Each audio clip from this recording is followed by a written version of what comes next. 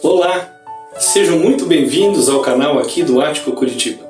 Realmente nós estamos muito felizes, mais um final de semana, podermos ter a sua presença aqui com a gente. Eu quero fazer 2 pedidos bem simples. Primeiro deles, agora rapidinho pega o seu celular e compartilhe aí o link da nossa transmissão para que seus amigos, seus familiares, as pessoas quem você ama possam também ter acesso a esse conteúdo. E o segundo, podemos cantar agora? Vamos louvar ao nosso Deus? Essa próxima canção, o título dela é Oração. Vamos cantar?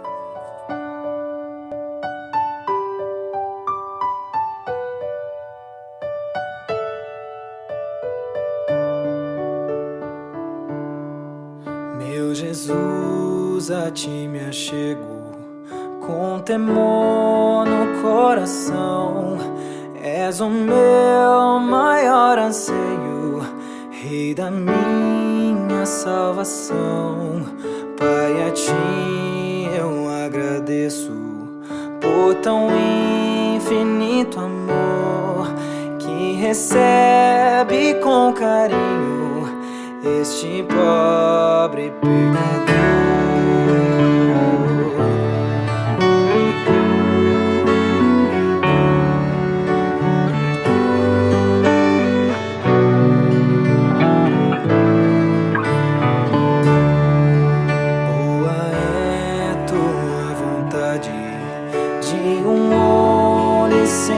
Deus, que meus planos sempre estejam conectados com os teus.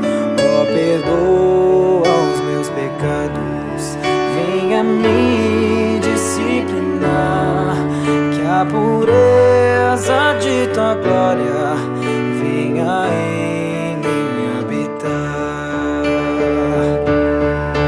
Santo e majestoso Deus, exaltado é o Senhor, coroado sobre a terra, em tua glória e esplendor.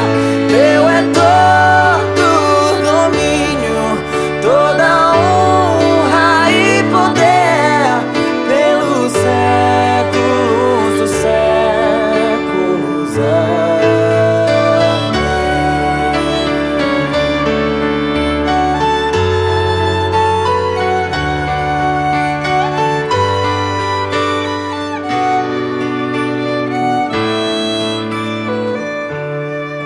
Sejas tu meu pensamento, ao dormir eu acordar. Dá-me sede da palavra, sempre nela meditar. Faz de mim pequeno Cristo, digno de ser filho teu, anunciando as boas novas, salvação que vem de Deus. Santo e majestoso Deus, exaltado é o Senhor, coroado sobre a terra, em tua glória e esplendor. Teu é todo o domínio, toda honra e poder, pelos séculos dos séculos.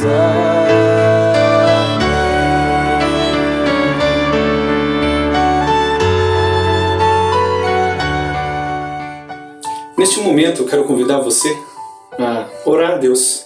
É um momento que você pode conversar com Ele, colocar diante dele os seus anseios, os seus questionamentos, fazer os seus agradecimentos por tudo que Ele tem feito na sua vida. Use esse tempo, converse com Deus. Certamente Ele vai estar te ouvindo. Vamos orar?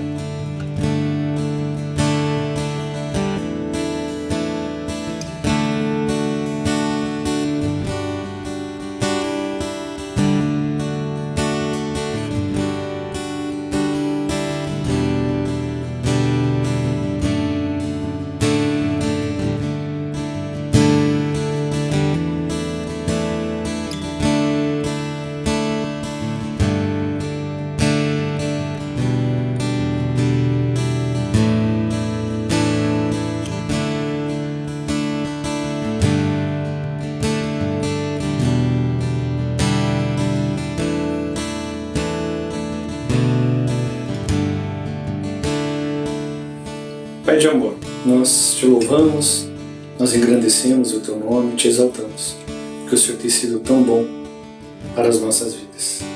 Eu quero te agradecer por mais uma oportunidade que nós temos de estarmos aqui juntos, mesmo que ainda nesse ambiente virtual, mas sabemos que o Senhor está conosco, recebendo, Pai, o nosso louvor e a nossa adoração a Ti. Peço que esteja nos abençoando, abrindo o nosso coração, transformando o nosso coração através daquilo que nós vamos ouvir, da Tua palavra e da reflexão de hoje. Fica conosco, nos abençoe e nos ajude, porque nós dependemos totalmente do Senhor Jesus. Nós te louvamos e te agradecemos. No nome de Jesus. Amém. Hoje vamos cantar uma música que diz que mesmo em dias maus a gente pode confiar que Deus está com a gente. E a gente está vivendo dias difíceis, né? Por causa do coronavírus, a gente tem que ficar em casa, tem que se cuidar. Mas a gente precisa sempre lembrar que Deus está com a gente. Vamos cantar então?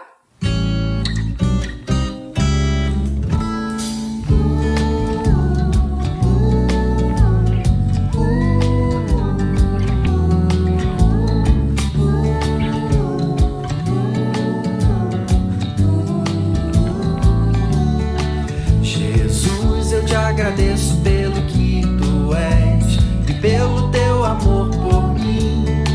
Jesus, eu te agradeço pelo que Tu és e pelo que fizeste a mim. Jesus, eu te agradeço pelo que Tu és e pelo Teu amor por mim. Jesus, eu te agradeço pelo que Tu és e pelo que fizeste a mim. Minha alegria agora é completa, e mesmo em dias maus posso confiar, pois sei a minha história tem final feliz. E é tão bom viver em Tua companhia, ouvir a Tua voz, perceber o Teu cuidado todo dia, cantar de quem me faz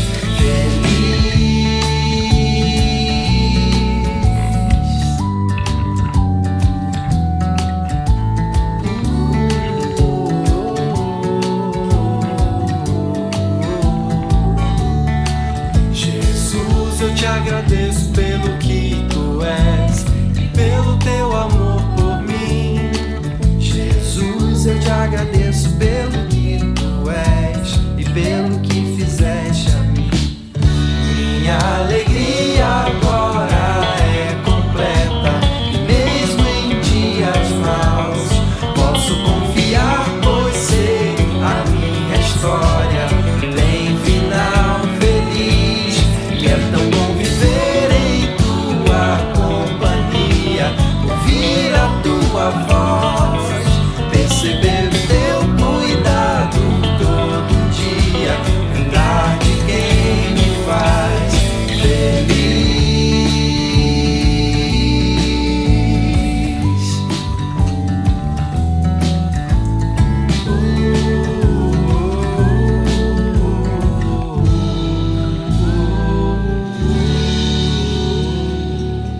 E lembre sempre disso, Deus está sempre com a gente. Um beijo, crianças, e até a próxima!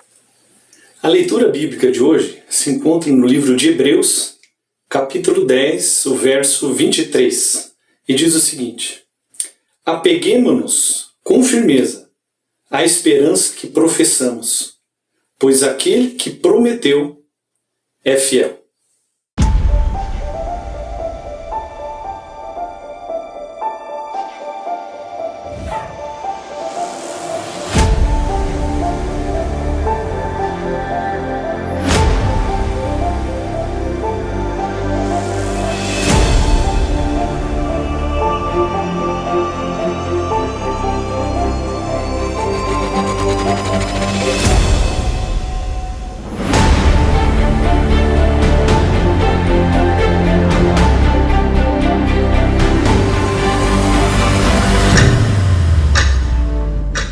Muito bom estar novamente com cada um de vocês. Como vocês sabem, aqueles que são membros, ou que participam da família estendida da Chácara Primavera, a nossa comunidade tem optado por manter os nossos encontros de adoração e reflexão online. Primeiro, porque teologicamente não existe problema nenhum de nós estarmos separados geograficamente, sendo que o nosso Deus está presente em nós e no nosso meio, aonde se reúnem 2 ou mais, no nome de Jesus. Em segundo lugar, nós ainda entendemos que é tempo de prevenção, é tempo de cuidado. Por isso, nós não queremos colocar em risco a vida de nenhum dos nossos queridos ou queridas. Então, vamos ter paciência e vamos continuar aproveitando esses momentos de adoração, de reflexão, mesmo que online. A nossa comunidade tem respondido de maneira fantástica, tanto nesse tempo, aos domingos de reflexão, como também nos grupos pequenos durante a semana. Nós temos reunido mais de 600 pessoas durante a semana nos nossos grupos pequenos. Por isso, se você ainda não faz parte de um grupo pequeno, você precisa correr para participar, porque muita gente tem sido abençoada, tem feito amigos, e o grupo pequeno tem sido um espaço de refrigério, de encorajamento mútuo na caminhada cristã, nesses tempos complexos que nós estamos vivendo. Ainda, eu queria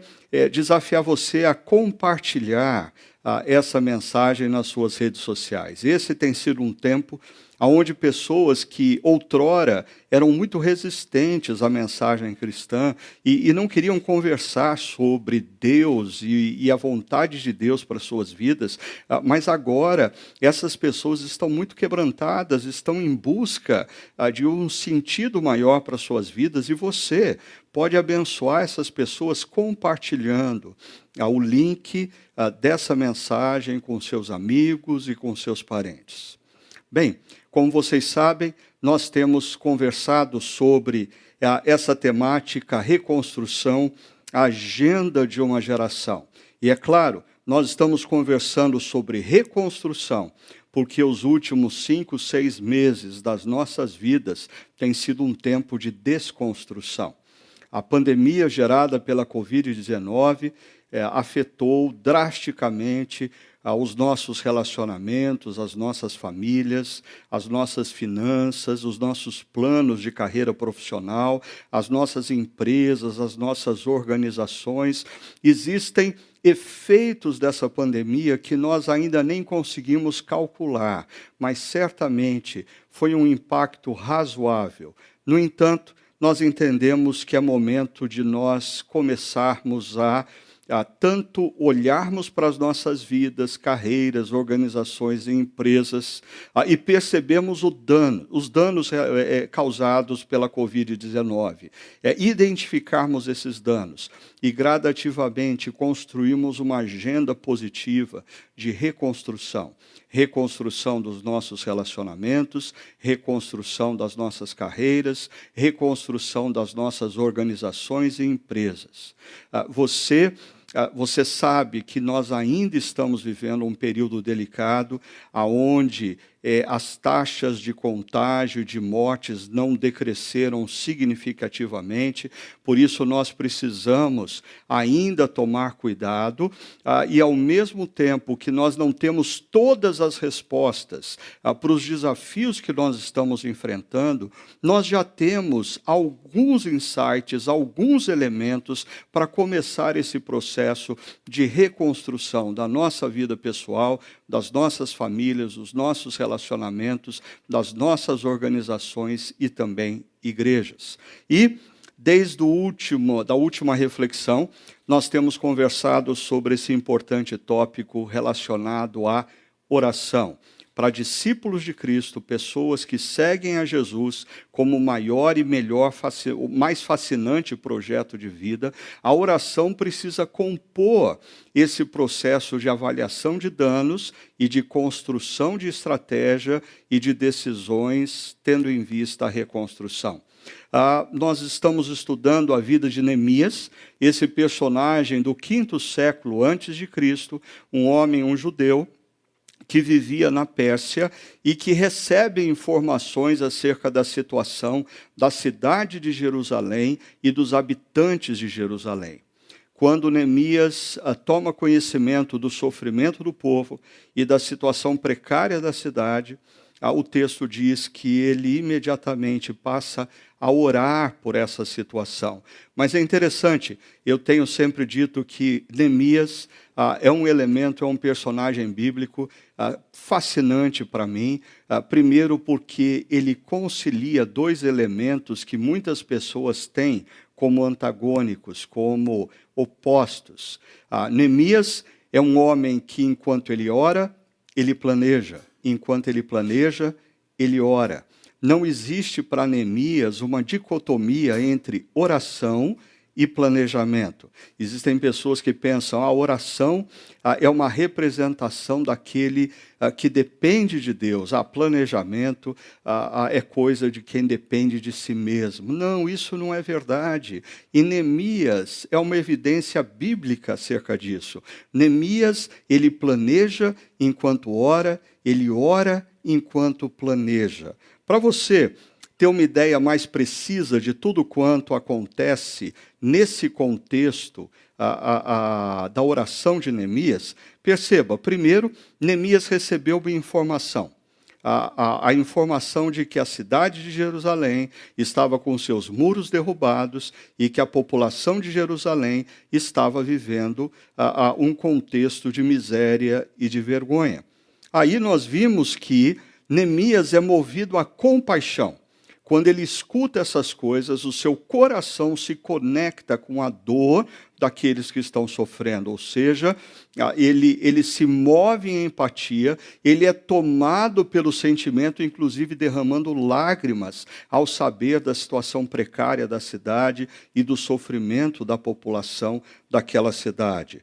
Mas isso leva para uma atitude de perseverança em oração e jejum. E por 4 meses, Neemias se dedica a orar e jejuar por aquela situação. E como consequência disso, como nós vimos, o resultado é clareza.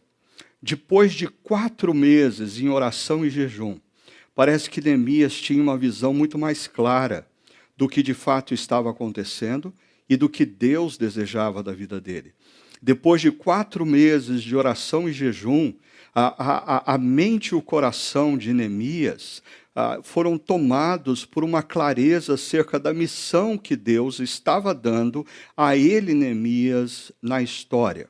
Como nós vimos semana passada, eu queria enfatizar para vocês algumas verdades sobre a clareza derivada do tempo de oração. Em primeiro lugar, veja só, a oração dissipa de nossos corações as vozes da ansiedade e do medo, tornando clara a voz que vem de Deus. O momento que nós estamos vivendo é um momento muito propício para ansiedade e para medo. Quando nós vemos momentos em que nós não temos certeza do que virá no futuro, os nossos corações são tomados pela ansiedade ou são tomados pelo medo, e muitas vezes nós tomamos decisões precipitadas, equivocadas, erradas. Por quê? Porque nós nos deixamos influenciar pela ansiedade e o medo. Agora, a palavra de Deus diz que nós devemos lançar aos pés da cruz, lançar diante de Deus toda a nossa ansiedade, todo o nosso medo. E a oração tem esse poder de dissipar ansiedade e medo e deixar claro para nós qual é a voz que vem de Deus e a orientação clara que vem do nosso Deus Criador. Ainda, eu queria destacar para você essa outra frase. A oração ilumina as nossas mentes a fim de discernirmos entre os rumores de nossa própria alma e a orientação segura que vem de Deus. Além da ansiedade e do medo, as nossas almas geram inúmeros rumores do passado, rumores de questões mal resolvidas da nossa própria história. O orgulho, muitas vezes, é um rumor dentro da nossa alma que impede a gente de reconsiderar, que impede a gente de voltar atrás, que impede a gente de reconhecer que o passo tomado foi um equívoco. A insegurança é um rumor da nossa alma que muitas vezes nos leva a decisões e atitudes equivocadas. Por isso, a oração também dissipa rumores da nossa alma, para que nós tenhamos clareza na voz de Deus. E uma última frase que eu queria destacar para vocês. Não poucas vezes, enquanto usamos a oração na tentativa de mudar a Deus, Ele transforma a nossa perspectiva e redireciona o nosso coração. Eu acho que é plenamente humano o fato de que nós nos aproximamos de Deus em oração para tentar convencê-lo de que o nosso projeto é o melhor. Nós tentamos convencer Deus a mudar os planos dele e adotar os nossos planos. Mas é interessante como a oração tem esse poder de gradativamente Deus vai nos dando novas perspectivas do problema. Ele vai acendendo luzes no nosso caminho, nas nossas mentes e corações, de maneira que se torna um pouco mais claro para a gente o que a gente estava pedindo e gradativamente a nossa petição parece que ela é redimensionada, ela ganha uma nova forma, porque Deus, enquanto nós nos colocamos na presença dele, em oração, Deus vai redirecionando as nossas mentes e corações para a vontade dele, que é boa, que é perfeita e que é agradável.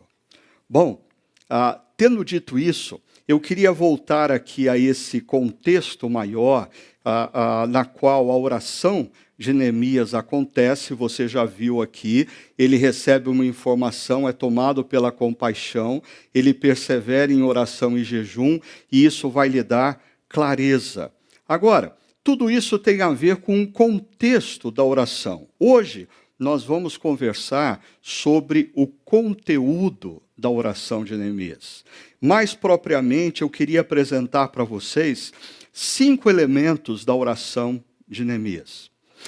É interessante porque na nossa cultura brasileira, nós, de certa maneira, supervalorizamos o improviso. Nós somos uma cultura conhecida pela informalidade. Por isso, nós não somos muito assim chegados a processos e, consequentemente, na espiritualidade. Às vezes, nós desprezamos a liturgia para se entrar na presença de Deus, o ritual para se preparar para um momento como esse de reflexão na palavra de Deus. Em outras culturas do passado, homens e mulheres começavam a se preparar no pôr do sol do sábado para ouvirem a palavra de Deus no domingo pela manhã.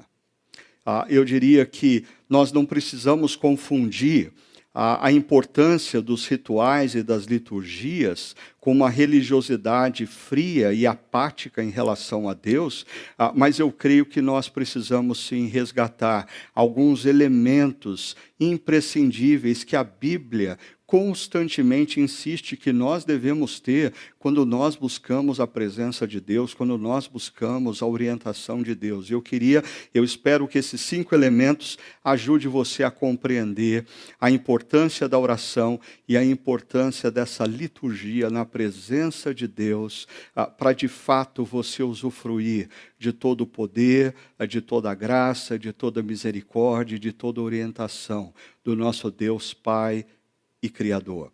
Então vamos lá. Primeiro, a oração.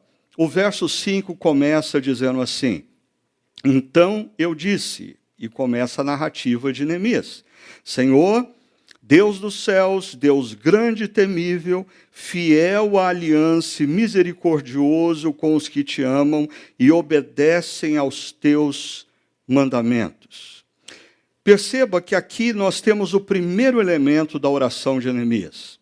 Neemias começa pela exaltação à pessoa de Deus. Ele diz: Deus dos céus, em outras palavras, Deus que transcende a própria natureza, Deus que é maior do que a própria história, Deus que está acima dos reinos e dos reis, Deus dos céus. É interessante que Jesus começa com uma expressão muito parecida.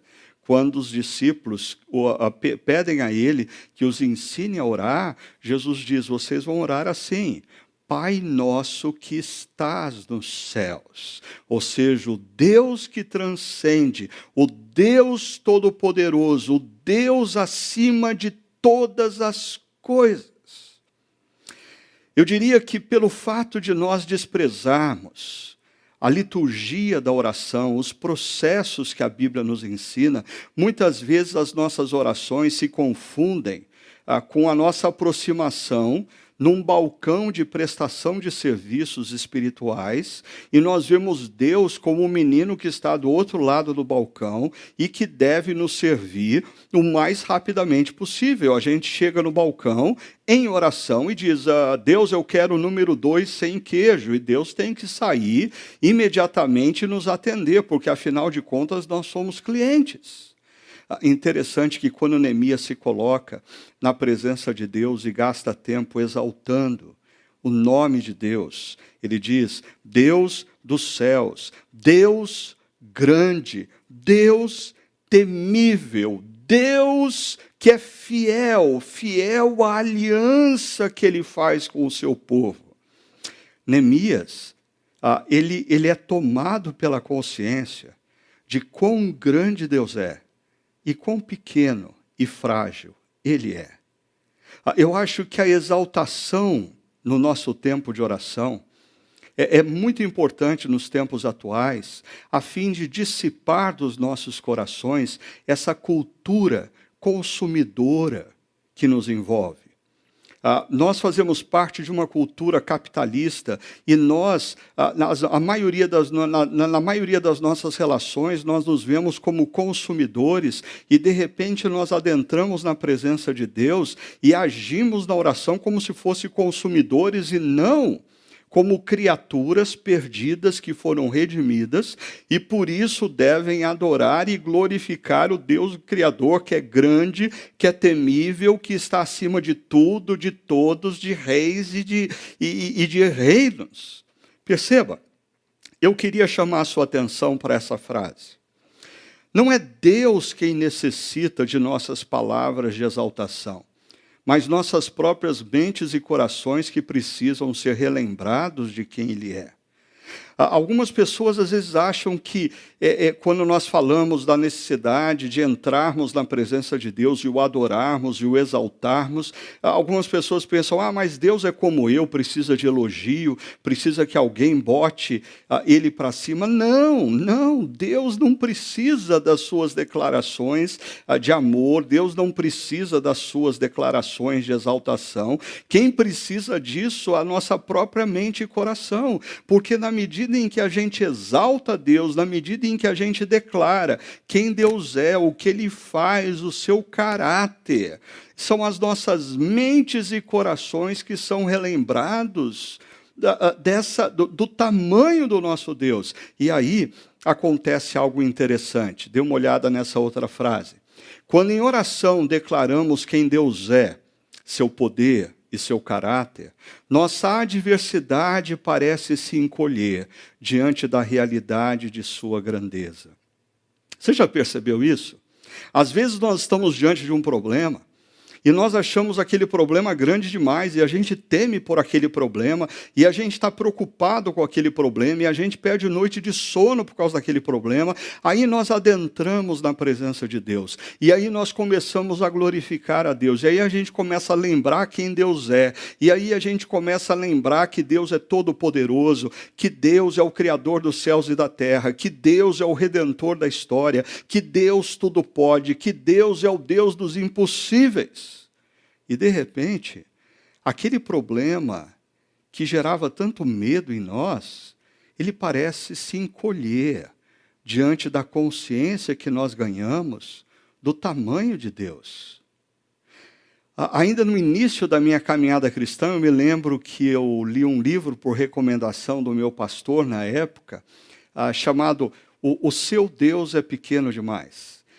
E o livro mostrava como muitas vezes a nossa visão de Deus é pequena, por isso os nossos corações vivem aflitos e incomodados diante dos problemas. Leia os salmos que glorificam o nome de Deus. Aprenda a fazer do seu tempo de oração um tempo de exaltação. E você vai se surpreender como, ao lembrar a sua mente e o seu coração do tamanho de Deus, da grandeza de Deus, de que Ele é o Deus dos impossíveis, como muitos dos problemas que te afligem, que te levam à ansiedade, parecem que vão encolher, diminuir diante da grandeza do nosso Deus e Criador. Mas, depois desse momento de exaltação a Deus, Neemias vai recorrer a um outro momento, a um outro elemento na sua oração. Ele diz: que os teus ouvidos estejam atentos e os teus olhos estejam abertos para a oração que o teu servo está fazendo diante de ti, dia e noite, em favor de teus servos, o povo de Israel. É interessante como a linguagem que Neemias usa aqui, nesse trecho da sua oração, é a linguagem dos salmos de lamento, que nós temos mencionado nos últimos meses aqui. Em outras palavras, o segundo elemento que envolve a oração de Neemias é o clamor. Perceba, ele diz que os teus ouvidos estejam atentos, que os teus olhos estejam abertos. Neemias está clamando a Deus por intervenção. Ele está clamando a Deus por uma ação. Ele está diante de Deus suplicando que Deus olhe para a situação, escute a sua oração, e existe um tom de urgência, de emergência nessa fala de Neemias. Eu diria que nós vivemos um momento em que nós precisamos resgatar o lamento, o clamor nas nossas orações. Por mais que nós estejamos olhando essa situação e esperando, por exemplo, que a ciência nos apresente uma vacina, nós precisamos clamar a Deus que derrame sabedoria sobre os cientistas, a fim de que eles encontrem um caminho apropriado para termos essa vacina. Por mais que nós estejamos discutindo qual deveria ser a política econômica do Brasil, dos Estados Unidos, da Alemanha, o que os grandes governantes deveriam fazer, nós precisamos clamar dizendo: Deus, derrama sobre os nossos governantes justiça, senso de justiça, senso de misericórdia e sabedoria, sabedoria para que eles conduzam esse momento tão crítico da nossa história, que eles saibam conduzir para minimizar o sofrimento de tantas pessoas, de tantos homens, de tantas mulheres. Nós precisamos resgatar o clamor. E perceba, a base do clamor na oração de Neemias tem a ver com o fato de que ele, como parte do povo judeu, se via como servo de Deus, e Deus, como Deus de Israel, era o Senhor que deveria cuidar do povo de Israel. Aqui nós temos o que na Idade Média se consolidou como a relação entre suzerano e vassalo. Não era assim que era chamada 5 séculos antes de Cristo, mas esse tipo de relação já existia naquela época, onde uma pessoa que detinha poder e exércitos, força militar, prometia proteção a pequenos produtores.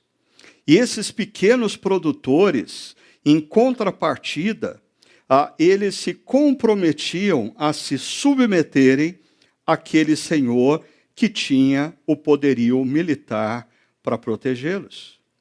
Assim, o que Neemias está fazendo aqui na oração é recorrendo a um tratado que existia entre Deus e Israel. Israel foi escolhido por Deus para ser o seu povo. Israel servia a Deus, adorava a Deus, obedecia os mandamentos de Deus, e Deus, consequentemente, cuidava de Israel. Agora aqui, você precisa estar muito atento a uma coisa interessante. No verso 5, nós lemos que Deus é fiel à sua aliança. Em outras palavras, nessa aliança, Deus foi fiel. Mas Neemias, no verso 5, diz que Deus foi fiel à aliança e Ele é misericordioso. E ainda bem que Ele é misericordioso. porque Israel não foi fiel a essa aliança. Isso, então, nos coloca no terceiro elemento dessa oração. Olha o que Neemias diz no verso 6, segunda parte, verso 7. Confessa os pecados que nós, os israelitas, temos cometido contra ti. Sim, eu e o meu povo temos pecado. Agimos de forma corrupta e vergonhosa contra ti. Não temos obedecido aos mandamentos, aos decretos e às leis que deste ao teu servo Moisés. Se por um lado Deus é fiel à aliança, ele é misericordioso. Por quê? Porque Neemias reconhece que Israel não fez a sua parte na aliança. E isso move então Neemias a esse outro elemento da oração, a confissão. A confissão dos pecados. Ele começa dizendo: eu confesso os pecados que nós, quem? Os israelitas. Eu acho interessante que Neemias Neemias, ele está vivendo num contexto distante do povo de Jerusalém, mas ele ora assumindo a personalidade de Israel. Nós, os israelitas, nós, os brasileiros. E perceba, existe aqui 4 frases de confissão. Ele diz primeiro: confessa os pecados que nós israelitas temos cometido contra ti, mas em seguida ele enfatiza: sim, eu e o meu povo temos pecado. E aqui eu queria enfatizar para você, Neemias não se vê como justo na história. Essa situação me lembra o profeta Isaías, que antes de contemplar a grandeza de Deus, a santidade de Deus, é um profeta que declara aos outros: ai de vós, ai de vós, ai de vós. Mas quando Isaías ganha consciência da grandeza e da santidade de Deus, o primeiro grito que surge dos seus lábios não é mais ai de vós, é ai de mim. Neemias diz: eu e o meu povo, ainda, agimos de forma corrupta e vergonhosa contra ti. E eu queria destacar para você esse termo, forma corrupta, que está associado a pecados de ordem social. Dinheiro, recursos que deveriam ser destinados aos pobres e miseráveis, que os ricos se apropriam, e os juízes, quando julgam as causas, ficam do lado dos ricos e não dos pobres, que deveriam ter sido cuidados e preservados naquela situação. Se você ler os profetas vão enfatizar que existia um problema social em Israel, falta de justiça. Em outras palavras, a corrupção se tornou estrutural. E Neemias, passado algum tempo, olha para trás e reconhece que existia essa forma de pecado. E ainda, a quarta confissão: não temos obedecido aos mandamentos. Que mandamentos? Os decretos e as leis que o Senhor deu a Moisés. Mas eu ainda queria chamar a sua atenção para 2 frases desse texto. Veja só, Neemias diz que nós, primeira pessoa do plural, nós os israelitas. E aí ele enfatiza na terceira linha: sim, eu e o meu povo. Eu vou destacar essas 2 linhas para falar uma coisa muito sensível nos dias atuais no nosso Brasil, mas eu preciso ser fiel à palavra e não à sua amizade que pensa a favor de A ou a favor de B. Nós temos vivido, nos últimos anos e meses no Brasil, uma polarização, como se o pecado, o que o Brasil está sofrendo, é fruto do pecado de A, não de B. Mas tem aqueles que pensam que nós estamos sofrendo como fruto do pecado de B e não de A. Por isso, deixa eu chamar sua atenção para essa frase. Não estamos diante de um pecado cometido pela esquerda ou pela direita, por gerações passadas ou pela geração atual. Estamos diante de um pecado estrutural, que permeia a nossa cultura e instituições. E isso demanda humildade e confissão. E, por favor, perceba entre parênteses, de todos. De todos. Enquanto nós estivermos num país onde a gente atribui o mal social, a injustiça ao outro, como cristãos, nós estamos pensando ideologicamente, não biblicamente. Enquanto nós insistirmos em enfatizar a culpa do outro, nós estamos agindo e submetendo as nossas mentes a uma ideologia e não a teologia bíblica. Neemias, ele não diz que o problema de Jerusalém foi gerado pela direita ou pela esquerda. Ele diz que foi gerado pelo povo que abandonou os caminhos, o povo que se corrompeu. Meu querido e minha querida, basta nós olharmos para a história recente do nosso país. Os escândalos de corrupção vão da extrema esquerda à extrema direita, passando pelo centro, centro-esquerda e centro-direita. Os escândalos de corrupção permeiam as primeiras páginas dos nossos jornais há anos. O nosso pecado não é um pecado meramente individual e nem associado a uma ideologia de direita, de esquerda ou de centro. O nosso pecado no nosso país é estrutural. Eu pego, por exemplo, o estado do Rio de Janeiro, me entristece ver que aquele estado onde existem pessoas pobres e miseráveis, o quinto governador daquele estado, é acusado de corrupção. Ou seja, isso é um problema sistêmico no nosso país. O que nós, como povo de Deus, devemos fazer? Primeiramente, não achar que o problema do mal e da injustiça é do outro e nos tornarmos arrogantes e dizermos, ai deles. Nós precisamos aprender a orar diante de Deus, dizendo, ai de nós. Ai de nós. Nós, brasileiros, temos andado longe dos caminhos de Deus. Nós, brasileiros, sejamos nós católicos, e essa semana emergiu um grande escândalo relacionado a um líder religioso católico, e ao mesmo tempo, do lado evangélico, nós tivemos uma pastora sendo acusada de assassinato e corrupção.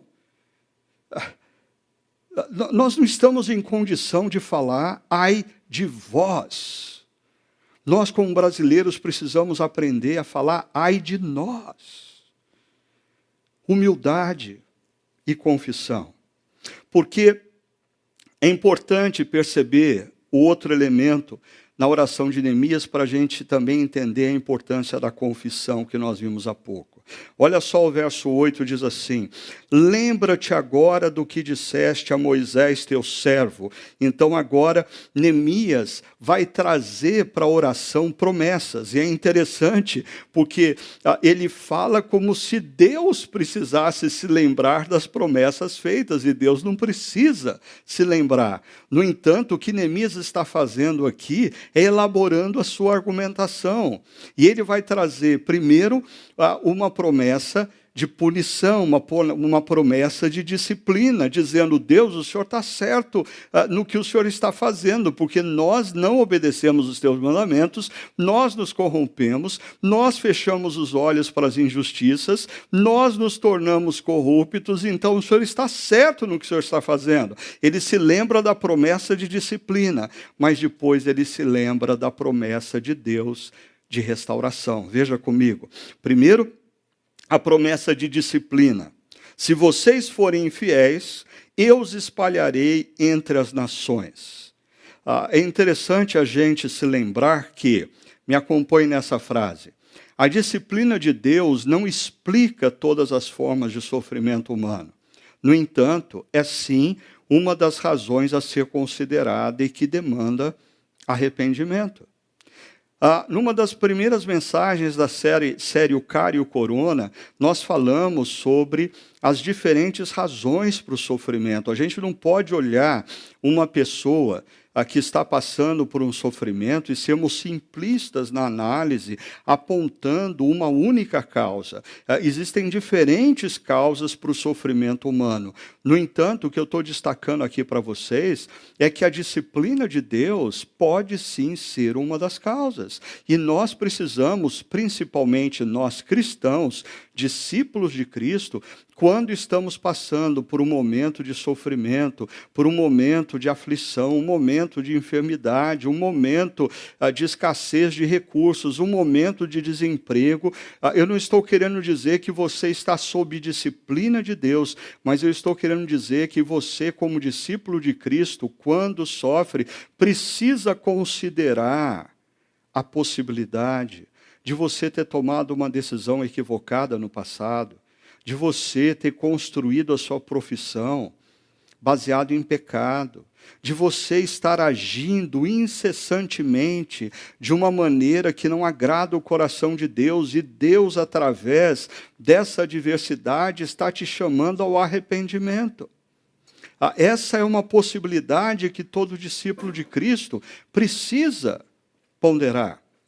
Agora, quando nós voltamos aqui para a disciplina, por um lado, Neemias exalta a promessa da disciplina, mas em seguida ele exalta a promessa da restauração. Ele diz: mas se voltarem para mim, eu os reunirei e os trarei de volta. Eu coloquei a promessa da restauração em apenas 2 linhas, no entanto, o texto é muito maior. Ele tem 8 linhas na linguagem poética da oração de Neemias.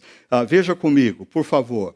Mas se voltarem para mim, obedecerem os meus mandamentos e os puserem em prática, mesmo que vocês estejam espalhados pelos lugares mais distantes do céu, de lá eu os reunirei e os trarei para o lugar que escolhi para estabelecer o meu nome. Por que eu estou chamando a sua atenção para essas 8 linhas da segunda parte do verso 8 e verso 9? Porque eu queria mostrar para você como Neemias tem uma teologia fantástica nessa oração, e a própria estrutura literária dessa oração revela verdades acerca de Deus. Por exemplo, o que é justiça, o que é misericórdia e o que é graça de Deus. Então, deixa eu te mostrar isso que é muito interessante. No verso 6, segunda parte, verso 7, Neemias faz a confissão. E ele usa 4 linhas para fazer a confissão. Na estrutura poética, em 4 linhas, Neemias está dizendo: nós erramos. O que é justiça? Justiça é quando Deus nos pune. Justiça é quando Deus nos dá o que nós merecemos. Então, se Neemias está assumindo que o povo errou, se Deus fizesse justiça, a justiça seria o fim do povo, porque o povo errou. Mas Deus se manifesta com a disciplina, a correção, o convite à volta. Mas perceba, se são 4 linhas de confissão, 4 linhas de pecado, a disciplina é inferior ao pecado, e isso manifesta a misericórdia de Deus. A misericórdia de Deus é quando Deus deixa de nos dar o que nós merecemos. Deus é misericordioso porque nós merecíamos a morte eterna, mas Ele deixa de nos dar a morte eterna. Deus é misericordioso porque, diante dos nossos erros históricos, o que nós mereceríamos era que Ele nos abandonasse na história. Mas Ele não nos abandona, Ele vem através da disciplina, que é mais amena do que o próprio pecado, para nos convidar ao retorno. E, por fim, quando Neemias fala de restauração, ele usa 8 linhas. Em outras palavras, essa é a graça de Deus. O povo não merecia, tanto que o povo confessa. Deus chama o povo de volta através da disciplina. E o que Deus oferece para esse povo é algo imensamente maior do que o povo tinha anteriormente. Por quê? Porque Deus é gracioso. E essa é a relação que Deus ainda tem com a gente. Quantas vezes nós tomamos caminhos que não são os caminhos de Deus, mas Deus, através da disciplina, nos convida para voltar ao nosso primeiro amor, nos convida a voltar para mais perto dele, nos convida a voltar para os seus caminhos. E ele nos promete que ele vai restaurar as nossas vidas. Eu não sei qual que é a sua situação hoje. Às vezes, pessoas que falharam no passado, que cometeram erros, ainda mais agora, nesse passado recente, certamente pessoas tomaram decisões equivocadas, pessoas falaram o que não deviam, pessoas arruinaram relacionamentos de amizade, de família, e a gente, às vezes, a gente é alvo da ação do nosso inimigo e quer nos convencer que não tem mais jeito. Agora, depois do que a gente fez, não tem mais jeito. Depois da decisão que a gente tomou, não tem mais jeito. Depois do que a gente falou, não tem mais jeito. E essa estrutura poética da oração de Neemias nos convida a pensar que sim, tem jeito. Deus pode restaurar todas as coisas quando nós confessamos o nosso erro, quando nós acolhemos a sua disciplina amorosa, quando nós estamos dispostos a nos voltar novamente para ele. Tudo pode se fazer novo. Não existe pecado, não existe culpa que seja maior do que o poder da graça de Deus. Não existe pecado, não existe culpa, não existe consequência do pecado e da culpa que possa superar o poder da graça de Deus nas nossas vidas. E aí, caminhando para a nossa conclusão, a oração de Neemias termina com essas expressões. Leia comigo.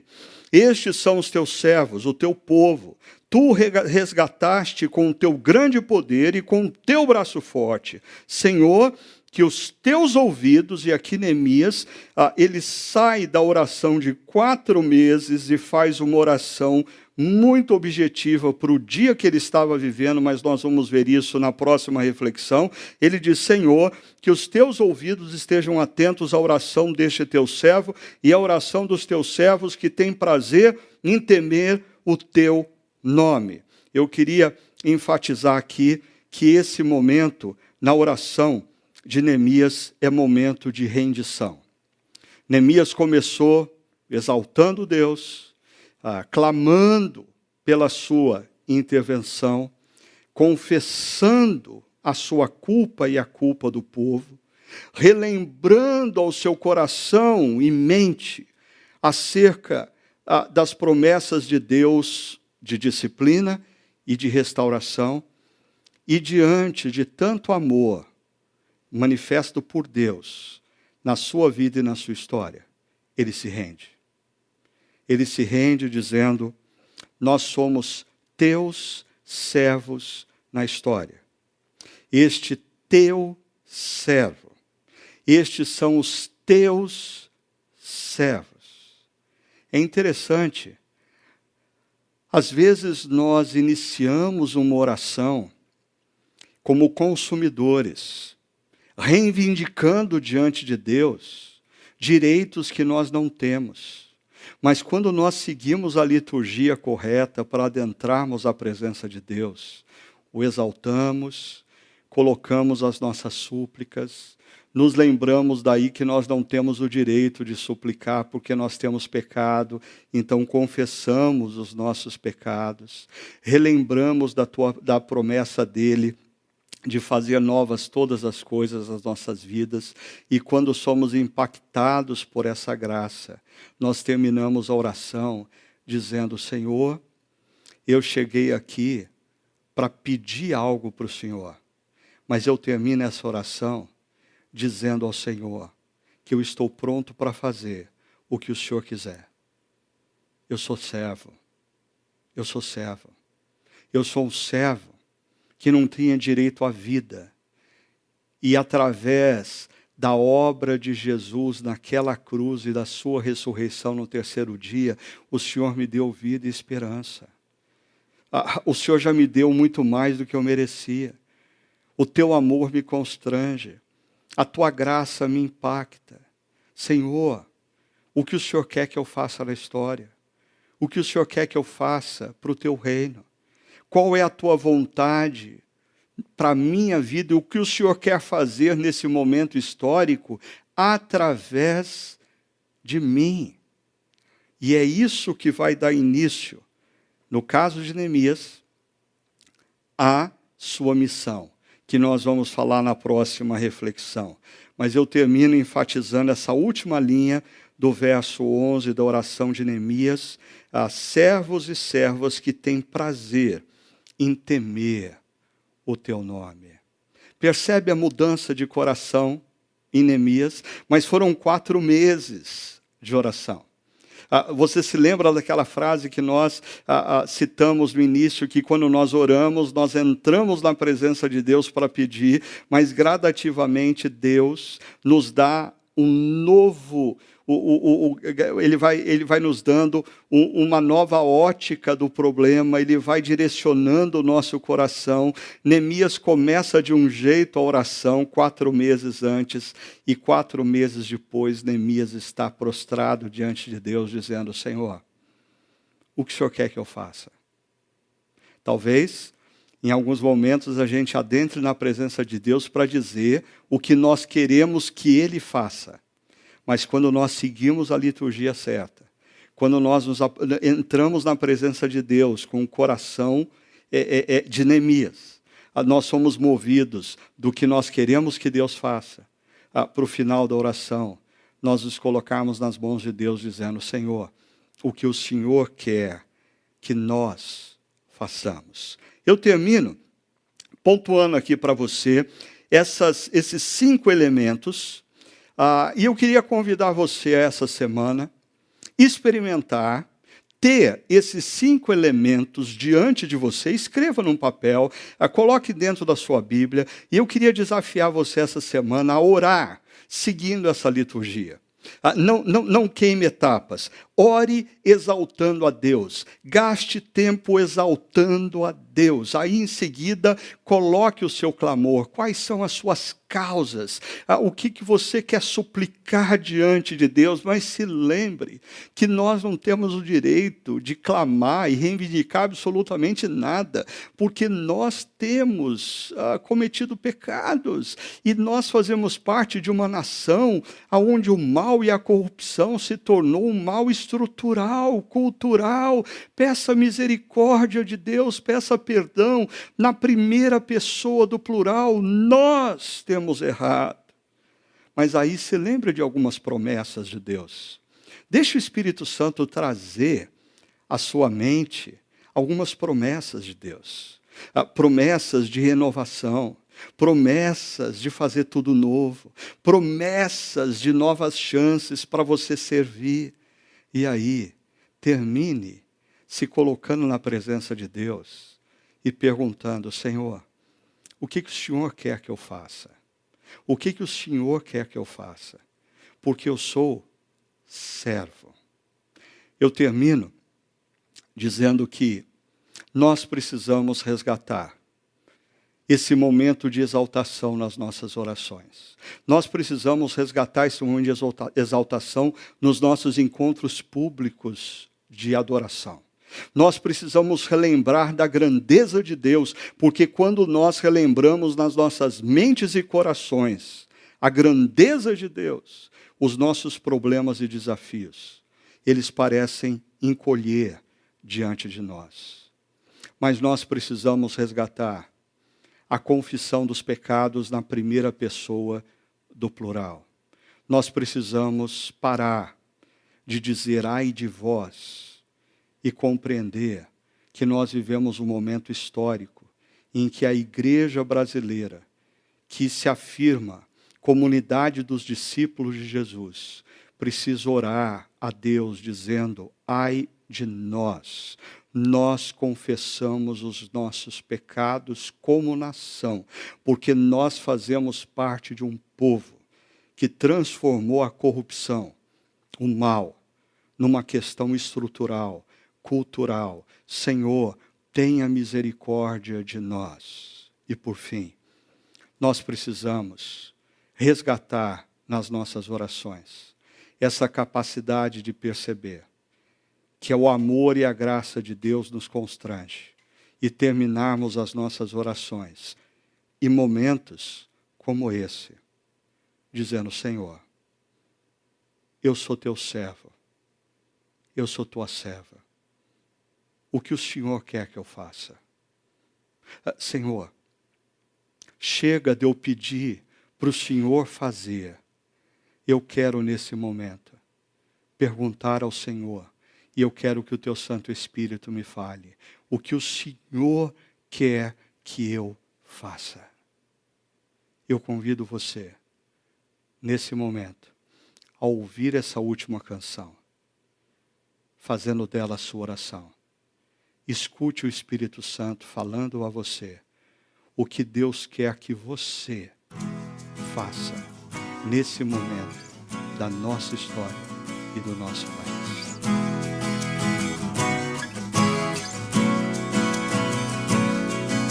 De tudo que há me envolver, a distrair, chamar, me entreter, te peço, Deus, tua guarda no caminho em que estiver, que eu lembre de quem vai me proteger.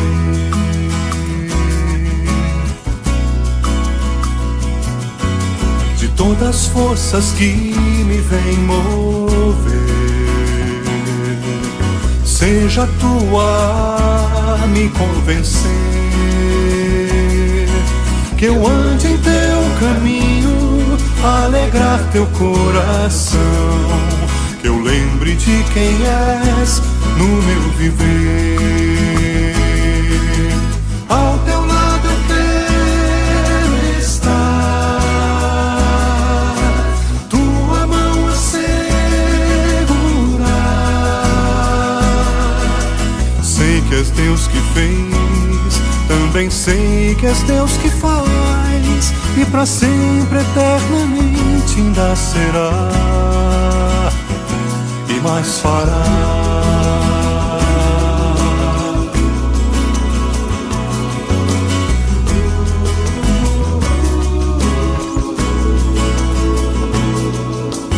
Eu desperte a te bendizer e viva a te servir, te engrandecer. Te peço, Deus, amparo no meu dia onde estiver, que eu lembre que sou eu a te servir.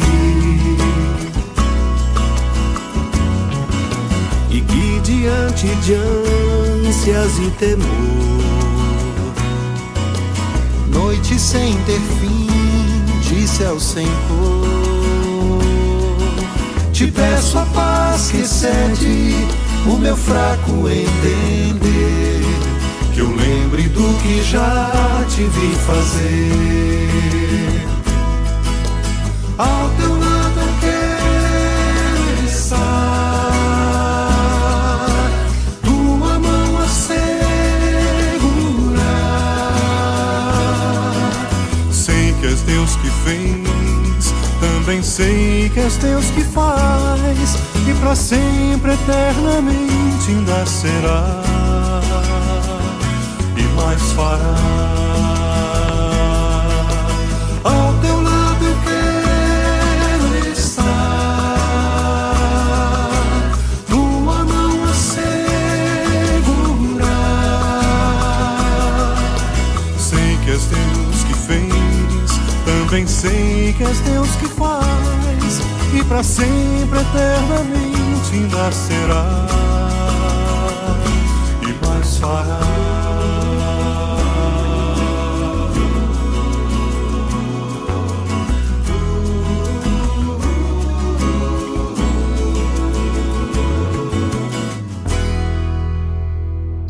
Vamos orar mais uma vez? Pai, nós te agradecemos por esse encontro, te agradecemos pela palavra que ouvimos, pela direção vinda da parte do Senhor para nós, para que nós possamos buscar ao Senhor em oração.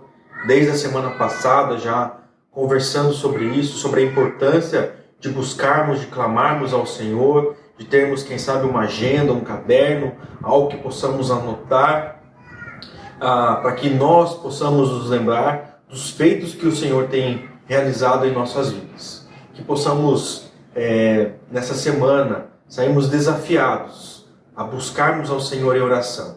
É isso que nós te pedimos e te agradecemos. Em nome de Jesus, amém. E que a graça de nosso Senhor e Salvador, Jesus o Cristo, que o amor de Deus, o nosso eterno Pai, e a consolação do Espírito Santo do Senhor esteja sobre toda a sua casa, esteja sobre toda a sua família, não apenas nesse dia, não apenas nessa semana que se inicia, mas para todo sempre. Amém e amém. Não saia daí.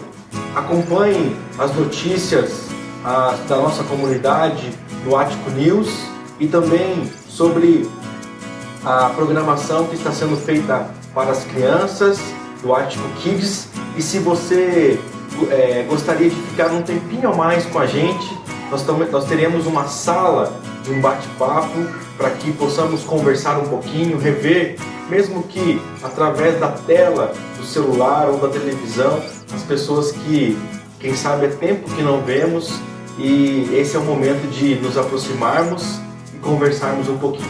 Fique conosco. Deus abençoe e tenha uma boa semana na presença de Jesus.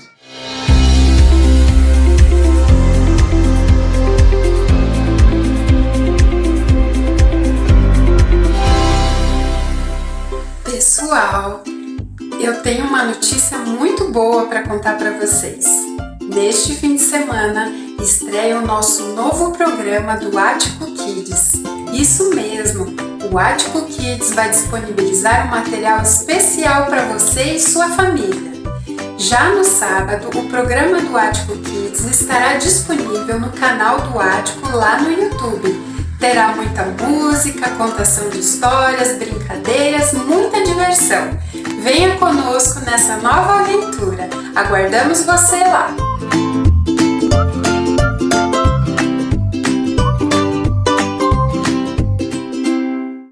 O mês de setembro é considerado o mês da conscientização e da prevenção do suicídio. O suicídio é um problema de saúde pública que vem crescendo mundialmente. Quando falamos de suicídio, devemos ter em mente de que suicídio é sobre tirar a dor, não a vida. Portanto, algumas atitudes são extremamente necessárias quando percebemos que alguém acendeu o alerta vermelho ao suicídio. Como, por exemplo, não banalizar a dor do outro com frases "isso é frescura, você precisa ser mais forte", ou com comparações, como, por exemplo, "no meu tempo as coisas eram bem mais difíceis e eu não pensava nisso", ou "tal pessoa está passando por um problema mais grave que o seu e não pensa nessas coisas". Nessas horas é importante você oferecer um ombro amigo, apenas ouça, acolha, coisas que Jesus fazia o tempo todo. Ouvia sem julgamento, exercia da empatia. E uma das coisas mais importantes que você pode fazer por uma pessoa que está passando por uma crise aguda de ideação suicida é encaminhá-lo a um profissional da saúde mental, ou até mesmo a canais como o Disque 188 da CVV, Centro da Valorização à Vida, um atendimento totalmente voluntário com profissionais capacitados a encaminhar e caminhar com essas pessoas nesse processo. E assim vamos todos juntos pela vida.